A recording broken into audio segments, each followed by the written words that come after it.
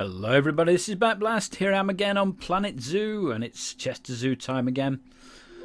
What we've got today is Cedar House, it's called. It's like an admin building that's sort of tucked away just on the outskirts of the zoo. It's not open to the public, but you do walk along the path near the aquarium that goes past it.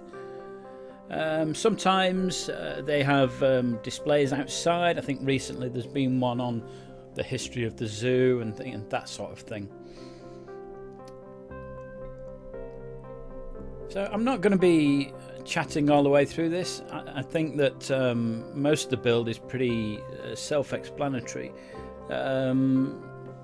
The roofing and the walls are fairly bog standard. There are bits that I will take you through, especially with the roof in a little while. The roof gets changed towards the end. I go back, I revisit this. I wasn't happy with it because it's not exactly right. But one of the interesting things that I did do is I made the walls of the building, and then I made the roof of the building as a separate building. They're actually two buildings, one on top of the other, which allows me to then move the upper part of it. So I can lift the roof off this building to do things inside, as you'll see in a moment.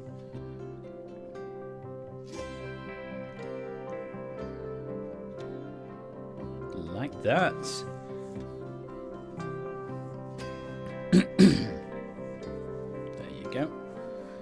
So that allows me to then work on the things inside, whether that's the pathing or the bits that I put inside the building. I've not done an awful lot of work inside the building. So this little bit that I'm building now is an open courtyard, so you can see this from a top-down view. Whereas the actual building, you can't see inside it from anywhere in the zoo, so it's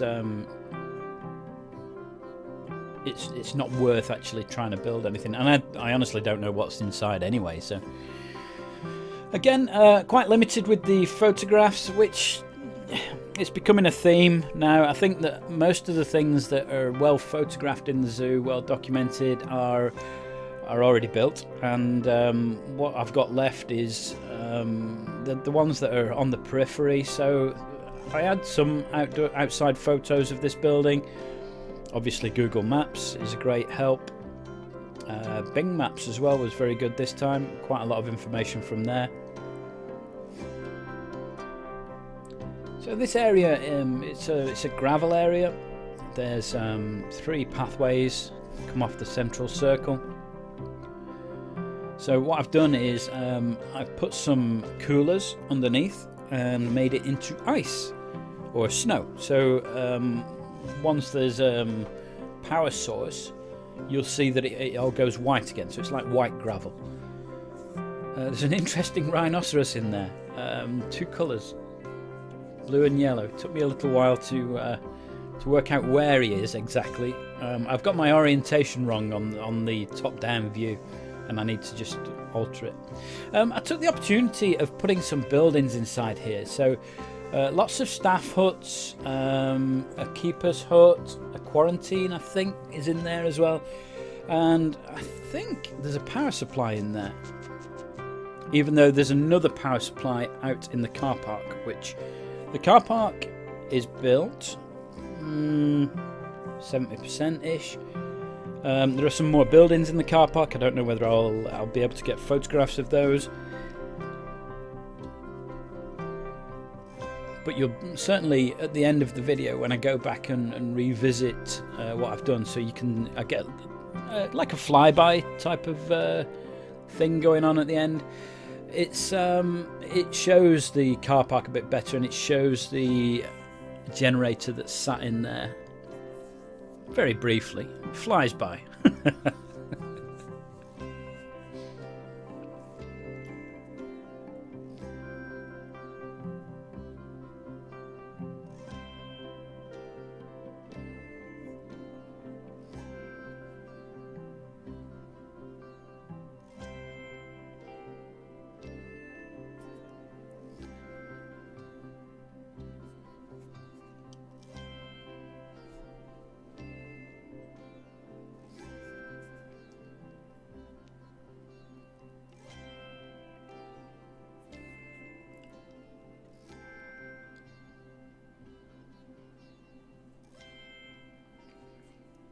Now, one of the biggest problems I had with this build was a lack of outside photographs of the building.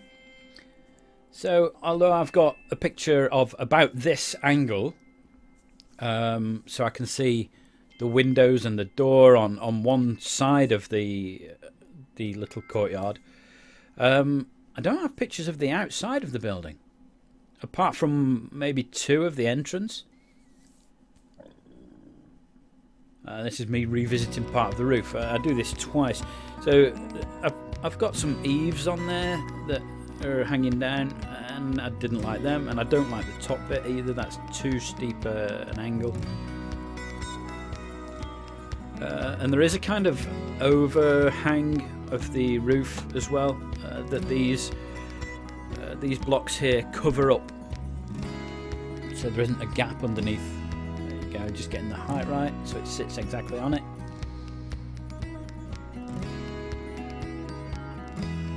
And that's me taking the edging off again. The roof was a pain.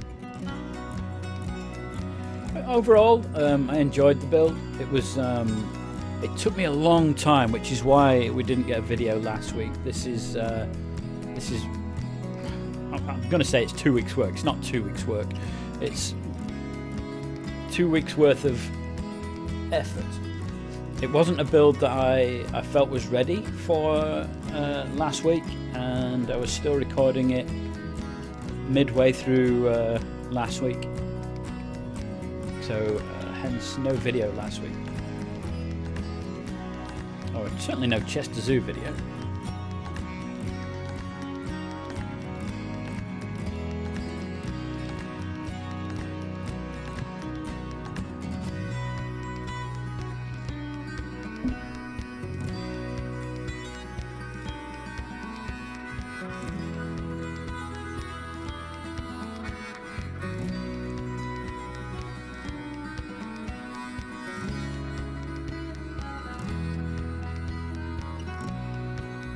Okay, we're coming to one of the slightly bespoke parts of the build.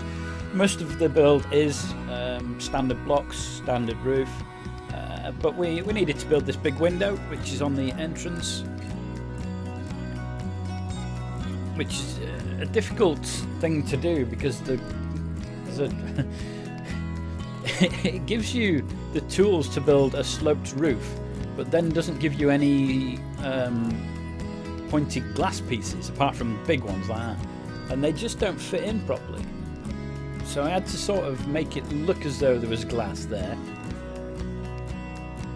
Now I could have made those out of glass panes and turned them on the side. I think overall though the effects are fine. These are some small blocks from the Australia DLC, which I found, which worked quite nicely because again they give you a half panel that you can put into a building, but no half diagonal piece. It's a bit weird which bits you get and which you don't.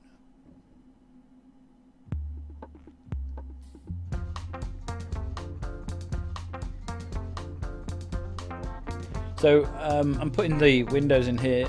This is one of the very few angles that I've got a photograph of. Approximately from the front. You can't actually see an awful lot from it, but there you go. So I've had to use a bit of common sense and a little bit of artistic license with where the other windows are.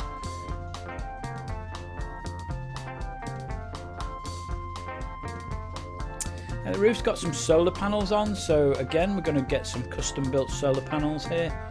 I'm using the guttering. You can sink the gutter pieces downwards. I've turned them so they're at 45 degrees so that one edge just pops out.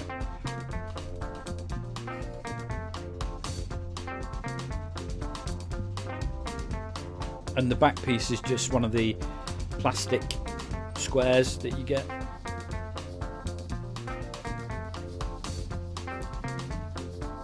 These are just thin planks for the edging.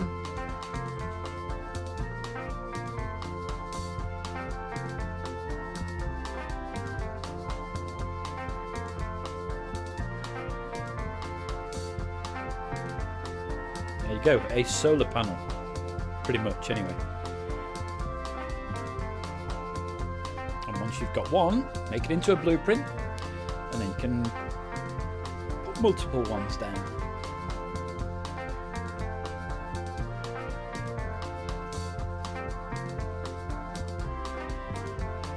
This is when I realised that I could do the roof better. We go back and do the roof again.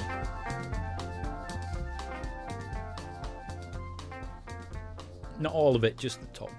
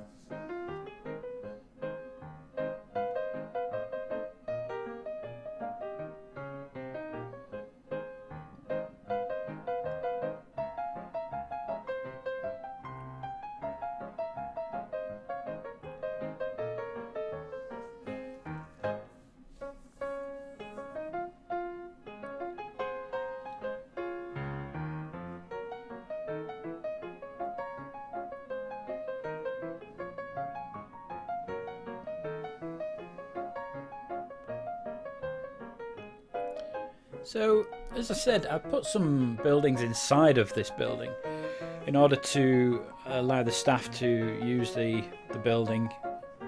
And I've tried to put my artificial doors roughly where the doors are for the staff rooms and keeper hut, etc. As I said, I've had to use a little artistic license because I don't have pictures of the outside of the building.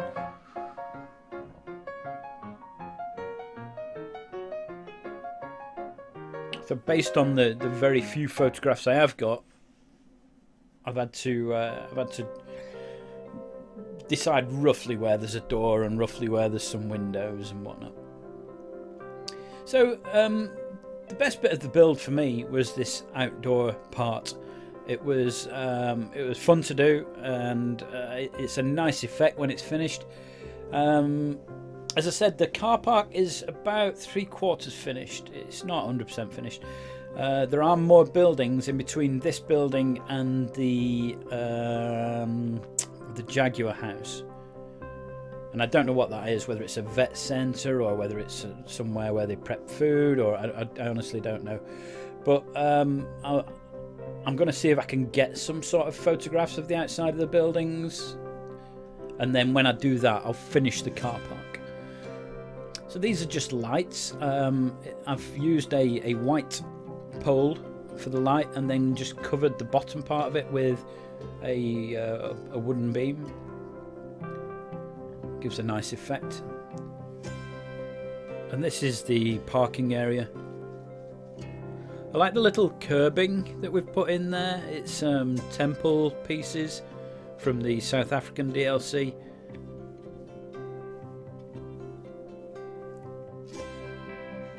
Unfortunately, there aren't many cars in the actual game, so we've got jeeps and there's the thing that looks a bit like a tuk-tuk.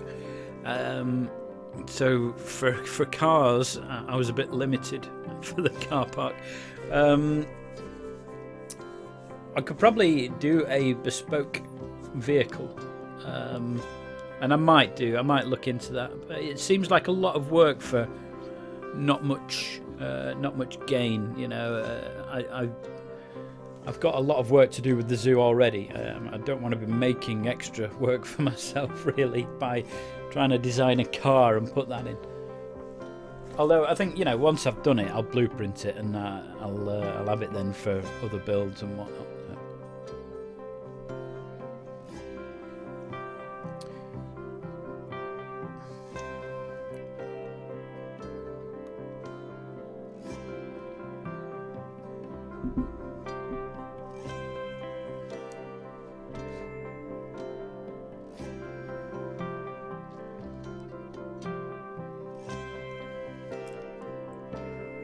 So this is where my knowledge is limited, because, you know, I can see that there's a yellow hashed area here, but I don't know how far down this pathway it goes. So if you look on Google Street View from outside the gate, you can see this car park, and that's where my information's come from. And Google Maps, just looking top down onto the area. These are just thin planks that I've sunk into the ground slightly, so they're just peeping out. And this is the finished building and car park. So I have actually done more work on it off video, so you'll be able to see that now. But I think it fits in really nicely. The tree line on the right hand side there is the edge of the park. There is no more property there. But you can see it's a nice shape. The solar panels come out really well on it as well. You can see I've put some car park in there with some cars.